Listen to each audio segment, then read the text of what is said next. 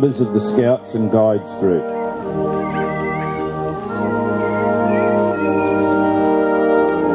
Schools and school children,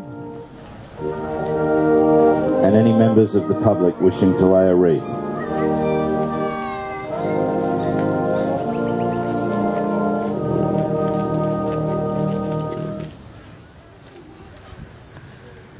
Veterans of Australia, soldiers of Australia. Some may ask, after 97 years, what more is to be said about ANZAC. The official history has been written. The great speeches have all been made.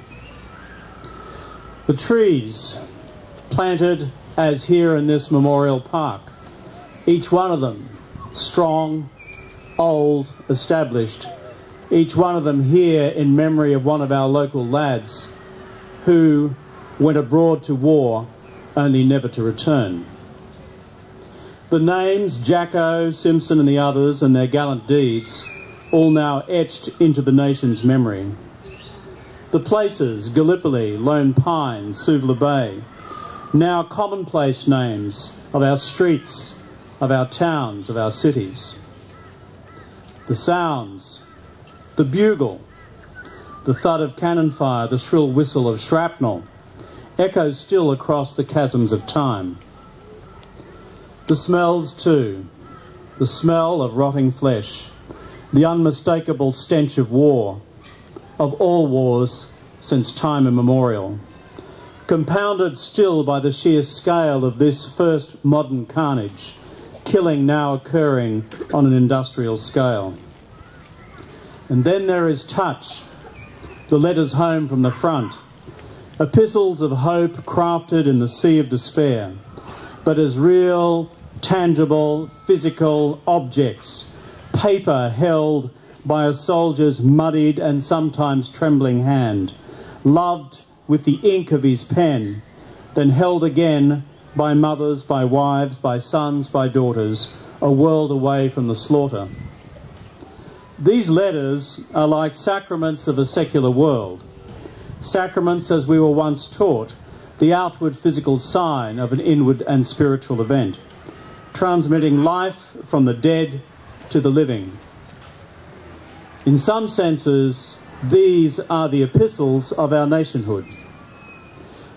Signaller Ellis Silas of the 16th Battalion writes a few weeks after the Gallipoli landing. He says, "The roll is called. Now heartbreaking it is. Name after name is called. The reply, a deep silence, which can be felt despite the noise of the incessant cracking of rifles and the screaming of shrapnel. There are few of us left to answer our names, just a thin line of weary, ashen-faced men, behind a mass of silent forms, once our comrades. There they have been dead for days. We have not had time to bury them." So to answer the question, what more is to be said, I say a library of some 9,000 volumes, for that is the number of our own we committed to Gallipoli's soil, a soil they nourish still. These men, and the men and women who down the ages proudly have worn the uniform of Australia, speak to us with fresh, clarion-clear voice each ANZAC dawn. They and their voices burst through the acrid cynicism of our age like a shaft of unalloyed light. They bring to us old values for this our new country. Strong values, true values, values that have weathered the ages, values that have stood the test of time, values that soar above the petty controversies of our day, values that declare themselves still as our nation's compass, values that are tested, values that are sure, values to help chart our future course, if we have eyes to see and hearts to hear. For if it were not so, why do we gather now in thousands upon thousands, and more thousands each year, as the distance between now and the time of ANZAC passes. We are here because these values of ANZAC mean something to us that is real today, and they offer hope for tomorrow. So what are these values? And what do they say to us? And what hope do they provide to us today? Courage when we feel we have none. Fortitude when we too readily complain about the tiniest hurdles in our lives. Determination when it's easy to simply fall away. Solidarity, what they called mateship, when the ethos of our age is often to look after number one.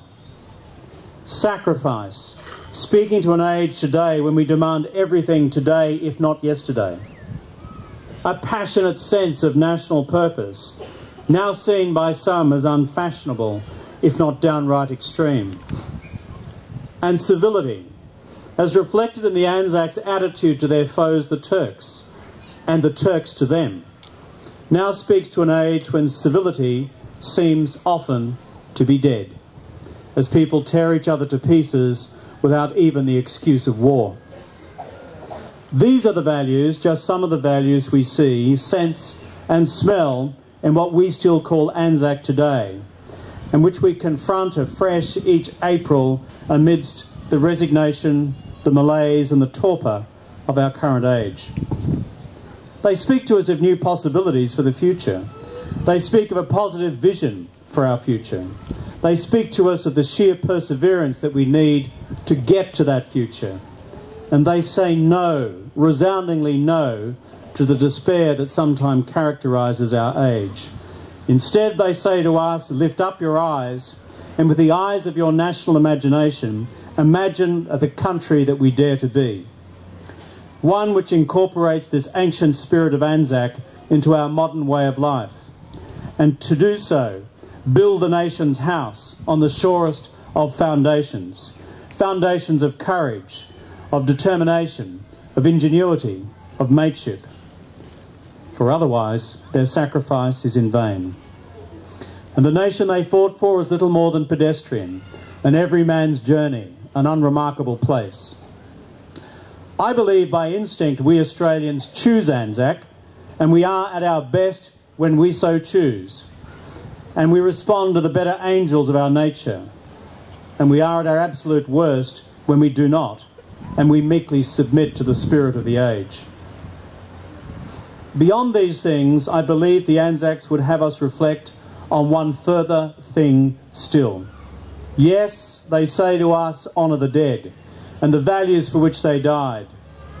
Yes, they say, support the living. And most importantly, they say, tend to the wounded.